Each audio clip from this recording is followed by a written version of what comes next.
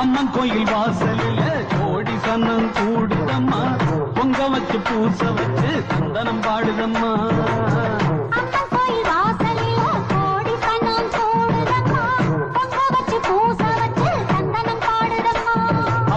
கணக்கையும் என் கணக்கையும் பார்த்து வச்சிருக்கா இப்ப யார் கணக்கு நியாயம் தீர்த்து வச்சிருவா